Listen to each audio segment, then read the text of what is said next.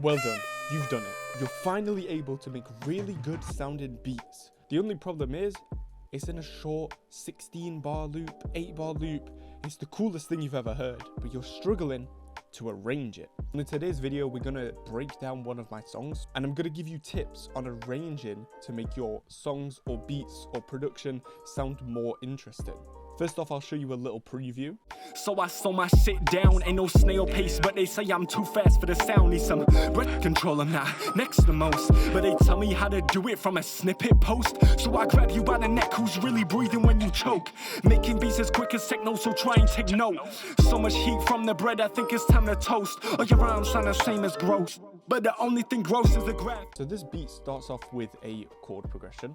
We're not going to go too in depth on the actual beat, it's more about the arrangement, but we're going to do this. So here we have a basic G minor chord, and then a G minor chord with the middle note put down 1 semitone. I then copied the same chord pattern and put it up to C, and then I cloned all of those chords and put them up 1 octave. Here we just have some counter notes.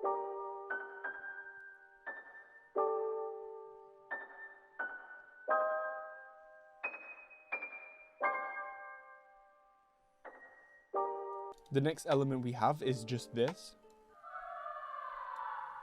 A labs descending vocal. We also have this bass for the intro. And we have this lead-in guitar loop that I got from Sparkz.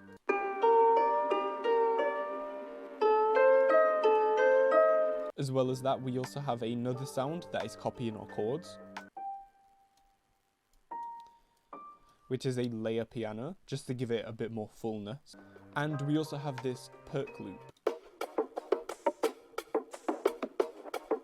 These are most of our elements that construct the heart of the beat. For the intro, it's quite hard for a lot of people. What I like to do is build a lot of tension in the intro and then let it drop when the beat hits. So here we have just the piano in the intro for the first 4 bars, and then in the second half, we introduce that bass. This makes it more atmospheric. Now leading on to the next part, I have this accent here which I reversed. It sounds like this. Now this is essentially used as a riser, and that's going to introduce us into the very high tension part of our intro, which is going to release all the energy when it drops. So in this part, we have the bass, we have the choir sound, and we have our piano. We also have introduced the main sample of our beat, which is the guitar, along with a slow rising perk loop. As well as this, we also have our snare to build up rhythm. So I'm going to show you what this sounds like now. You can hear how the tension's building up. And then right before the drop here, we actually have a drum fill. It sounds like this. We also have a riser here. And I also reversed my kick.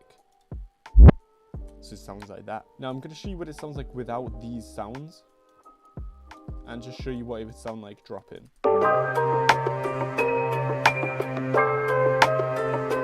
Tell me I don't know, manifest my future like I'm living with my goals. It doesn't sound quite good. You see how the vocals come in and then the beat drops.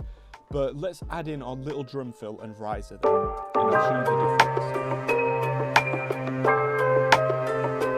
Tell me I don't know, manifest my future like I'm living with my goals. Coachella, how I'm... It sounds miles better. Now when the beat drops here, you can see that we've gotten rid of most of our things. We've gotten rid of our bass, our guitar, and our drum loop, and we've just got our piano. As well as this, we also have a reversed version of our piano here, which gives it some texture. When arranging a beat, you want to add little textures and little sounds that excite the beat, so it's not just a loop. Here how I've added this accent, you'll hear it there, and it's just my goals, Coachella, how I'm killing all.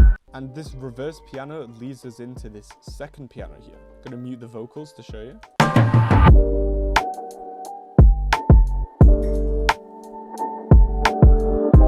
Killing all them shows.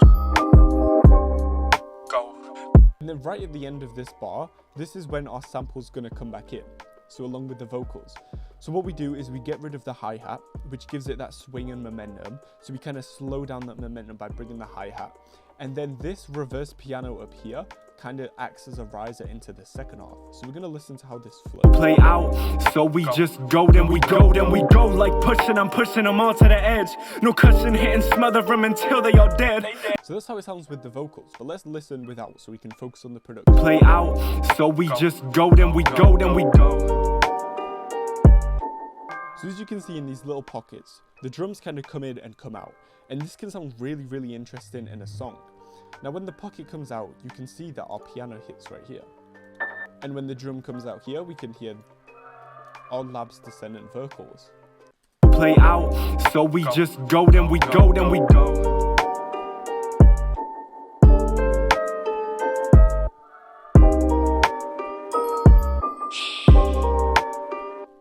Now the other key difference with this is the hi-hat pattern. If you listen, and then listen to this, it's a different hi-hat pattern. Then after this part, which also does a good job of building tension, everything comes in the next bit where it's fast. It really excites the listener because you don't expect it to come back how it does. You just expect the beat to loop, but the elements coming in and out and in and out sometimes can be too much. But in this case, I think it works really well. And keep that in mind when you're arranging your beats. Hear what I said?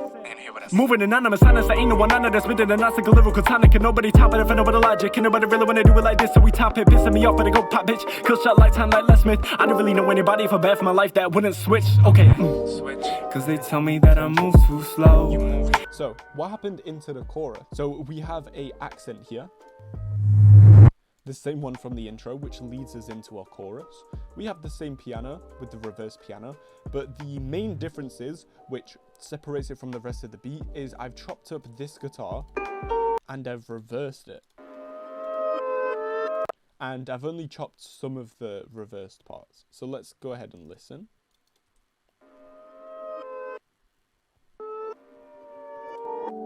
Let's listen with our piano.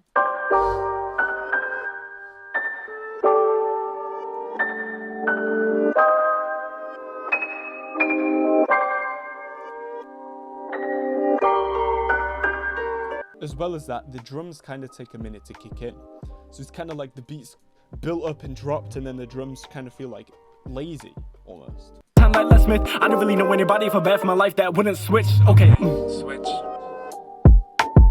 You move too slow. So I mean, it takes them a minute to kick in, and then it's back into the second verse.